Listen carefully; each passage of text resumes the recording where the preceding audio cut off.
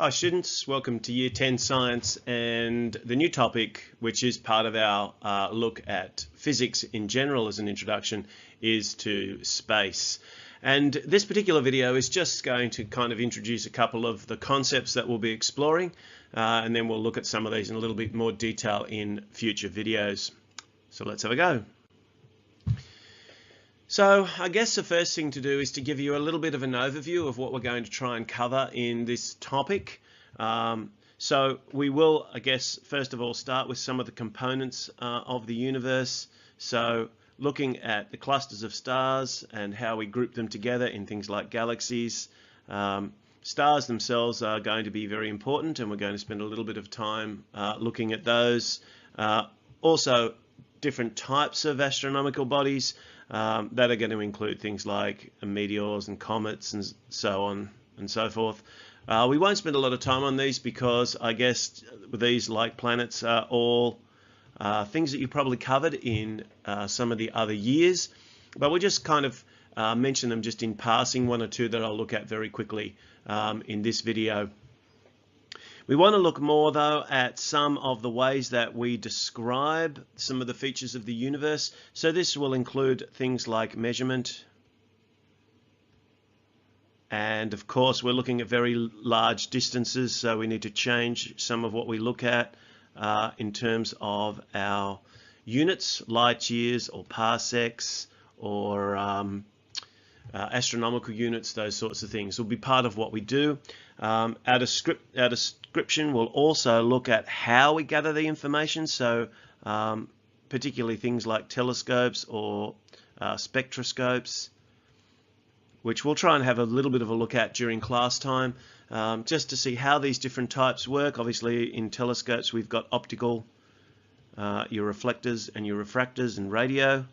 And so we're looking at lots of different aspects of the electromagnetic spectrum, also in terms of things like light. And part of our description is also going to include some of the changes that occur as we put each of these things together. So the redshift effect occurring as part of the Doppler effect is part of what we will be looking at during this particular topic.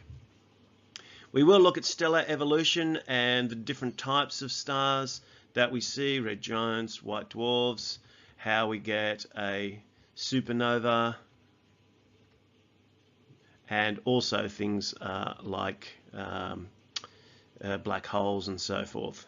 And we might even have a little bit of an opportunity to explore some origins, so particularly things like the Big Bang Theory. We may even have a little bit of a look at how relativity fits into this, although that's quite a complex thing. I know there's a few students who are interested in that, and we'll see what we can come up with. So in this first video, just a little bit of an overview of some of the important things that you might find useful. Galaxies, first of all, large collections of gas, dust, billions of stars that are held together by the force of gravity. We recognize a couple of different types of galaxies, spiral, elliptical, and irregular. I've got sort of kind of a bit of a diagram here that gives you a little bit of an idea of the way these different types of galaxies are identified. And of course, probably the thing that's more relevant for us is that we live in the Milky Way galaxy, and the Milky Way galaxy is a spiral galaxy. And so this is just a little introduction to one of the groups of things that we see in the night sky. What we will look at a little bit more in the next couple of videos is stars and how we measure stars, important things like the Hertzsprung-Russell diagram and how we use that, and also the fact that stars seem to undergo a life cycle, or at least a pattern, where they start from just collections of dust and gas in a nebula, which is the precursor to our protostars, which are going to then gather together under gravity. The star grows, and as it grows, often what will end up happening closer to the end of its life is it will explode. Matter will be thrown out into the universe, and some of that matter may then coalesce and come back together to reform a new star. So we do see a little bit of these life cycles that we'll have a look at a little bit later. Important thing about nebulae is this is the birthplace of stars. This is where stars start to form as gas and dust start to be influenced by gravity, and they all come together.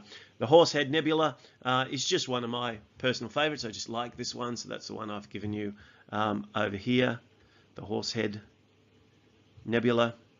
But there are a number of these that are recognized in the sky, and potentially with lots more star systems starting to form within them.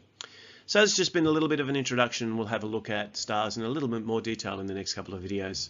Thanks for watching.